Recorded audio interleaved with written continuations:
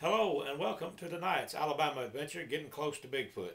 Tonight what I would like to do is show you a little follow-up to a couple of videos that we did about a month or so ago. Let me get my glasses here so I can give you the exact name of the video. I'll read them. About 1 month ago we did Alabama adventure, getting close to Bigfoot, Clay County Bigfoot signs.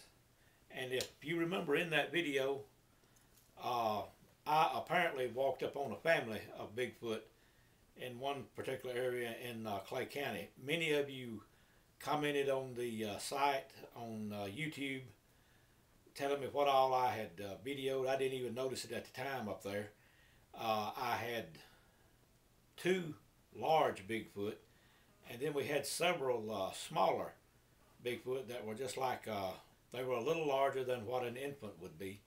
And it looked like if one of the large adult Bigfoots was kind of showing off his or her family. I couldn't tell what sex it was, if it was the male or the female.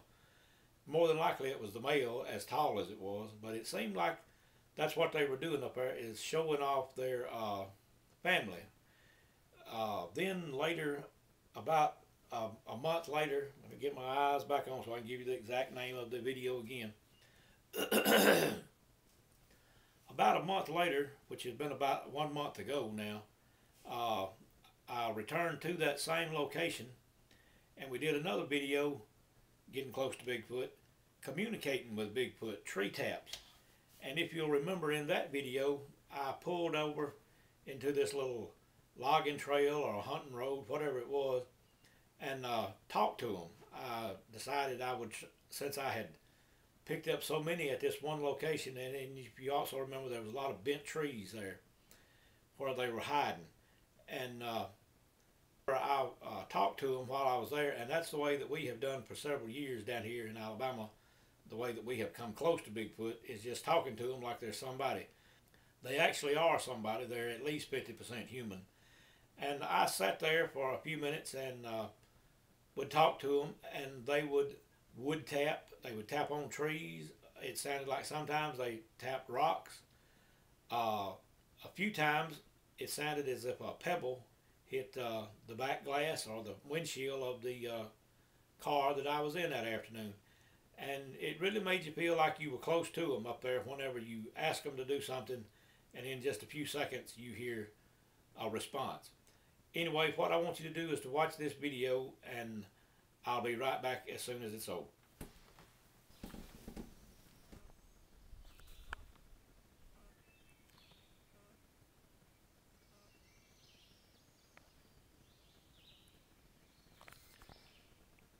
Just over this hill in that little hollow right down there is where we did the videoing of the Clay County wood knocks about 2 or 3 weeks ago. I'm going to carry you down there and show you what it looks like now. Okay, if you remember in our video a few weeks ago about the Clay County wood knocking, this is exactly where that video was shot. I'll try to get a shot of that buzzard.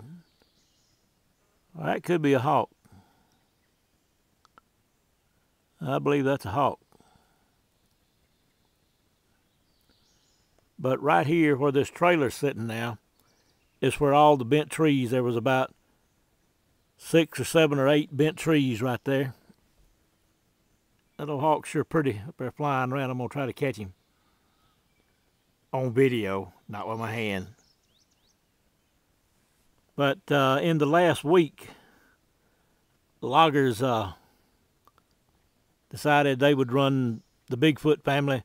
Right here behind this trailer now is where several people, when they watched the video, saw a large Bigfoot, 2 large Bigfoot, and several juvenile, young ones, very, very young. Right out through there was where we heard a lot of wood tapping in the video. Right down through there. I'm sure that'll be cut within the next few days. But if you remember that video, this is what it looks like now. So I'm just going to video just a few minutes and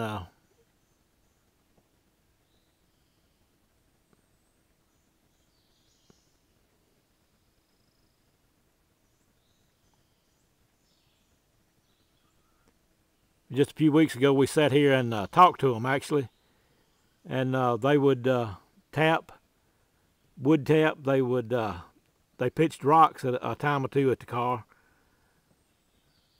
We heard a lot of, we had a lot of interaction, I guess you call it, with them.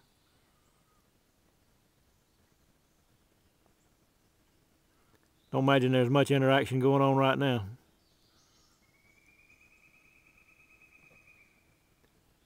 There was a Lord God just hollered, but I don't imagine it's doing a whole lot of good right now. I don't imagine there's anything for him to warn very much.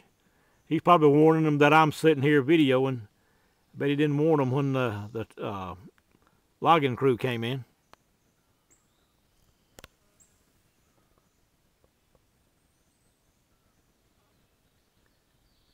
Let me swing right around. If you remember in the video, people in white came by several times, and this is the road, exact place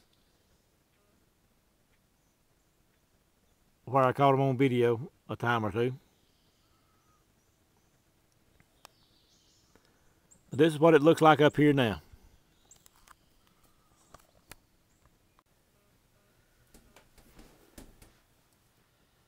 Okay, now the video you just watched was shot Friday, April 24th, 2015. It's about 2 or 3 days later than that right now as we're putting the video together. Anyway, when I topped the hill and started down in the little valley there, or hollow, whatever you want to call it, I was very surprised to see that where I had sat on 2 different occasions and had actually videoed Bigfoot and Bigfoot responses or sounds or tree taps or whatever you want to call it, and it was all destroyed. I don't go down that road a whole lot, maybe 2 or 3 times a month, and every time after I did the other 2 videos, every time I'd go through there, I'd either blow the horn, or if it was warm weather, I'd have the window down and I would wave at them and holler at them as I went down through there, "Hey guys," or something like that. And it just kind of makes you sad and upset sometimes that to know that they have been that their homes have been destroyed again. And anyway, I have thought about it, and this is the conclusion that I have made on what happened up there. I feel like Bigfoot knew what was fixing to happen there. A couple of so months ago, I was honored to be a speaker at OIG meeting in Huntsville. The Open Inquiries Group in Huntsville is what the OIG stands for. And after I made my little talk up there that afternoon, I was talking to one of the gentlemen that's a member up there, and he asked me, he said, "Have you ever tried to connect psychically with Bigfoot?" And I guess that I actually had in the past. It was more they had connected with me. I had never put thoughts to them to see if they would react whenever we went out on location at night, whenever we were searching for Bigfoot. But what I believe happened here, as I said, I believe Bigfoot knew what was about to happen in those woods up there.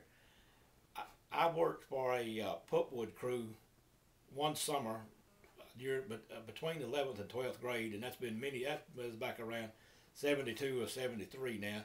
But I did work for a pulpwood crew, so I learned a little bit about the timber business there. Not a whole lot, but a little bit. It was altogether different back then. We were on a pulpwood crew, and you hardly even knew that we were in the woods back then. You could ride down the road, we could be cutting pulpwood, or any pulpwood crew in those days could be cutting pulpwood, and you could hardly tell it. We selected which tree we wanted to cut. We just didn't go in there and clear cut everything. It was a selection process that whenever on the crew that I was with and the other crews that I met that summer. But anyway, what I believe happened was cruisers, timber cruisers was what it was called back then. There may be a different name for them now. But these men would come in, it's probably men and women now, but back then it was just men, would come in, they would walk over the woods, they would survey the trees and the forest to give the landowner a price on how much money he could make off of cutting the trees there. That was their primary job, cruising timber, or seeing how much was there and what type of price it would bring. I feel like that something similar to that or that happened, and Bigfoot knew what was going on and knew that the woods were about to be cut. He connected with me psychically to go up there and just do some video in that afternoon when I saw some bent trees. That was the reason I went. I saw several bent trees. Maybe he marked it with those trees so I would see it and know where to stop and do some videoing.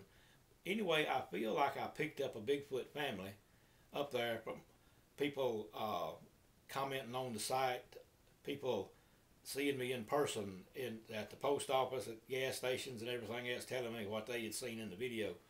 Anyway, what I think happened was Bigfoot wanted a before and after video, or he wanted to show before and after of what happens in the forest. The first evening I was up there, I got Bigfoot and his family, and there was a time or two it seemed as though they were showing off their young in the video after I got back home and watched it, after everybody told me what they had picked up and seen in the video also. I feel like that's what happened, that he showed off his family. Later on, he wanted me to come back up there. He wanted to communicate with me with the tree knocks. I did that, and then I went by up there, like I said, last week and found what had happened. The forest had been destroyed.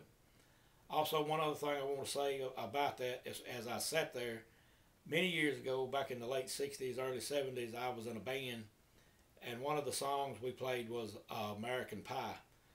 That's a song that I believe is about the day that Buddy Holly died. As a matter of fact, there's a line in it that says something, the day the music died.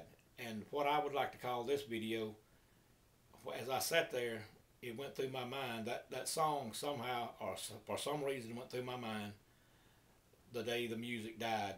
But what actually went through my mind while I was sitting there looking at it was the day the woodknocks died. And that's what I feel like happened there, that everything's gone out of that forest now. And I believe that I was called there by Bigfoot for a reason, to video it so I could show you a before and after. And it appears right back in there behind them, there's another one. So there's several trees and they're bent in all directions, it looks like.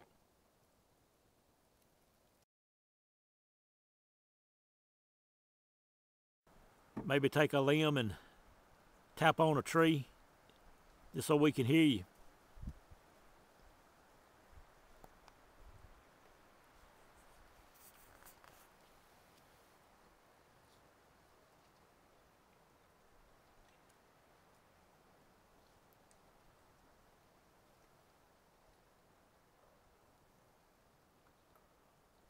You know that I'm not going to hurt you, because I can't hardly see you anyway.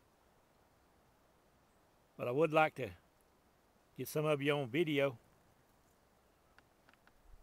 Maybe we can prove that you're really out there.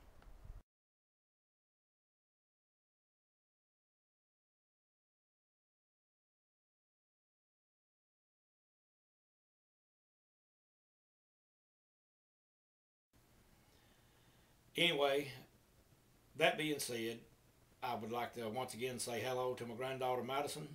I would like to thank all of you for watching. If you liked the video, I would ask you to give us a like. And if you like what we're doing down here in Alabama, I would appreciate you subscribing to the channel. As I have said in the past, Alabama Bigfoot Society is run completely out of pocket. And if you'd like to make a donation, we would be very proud to get it.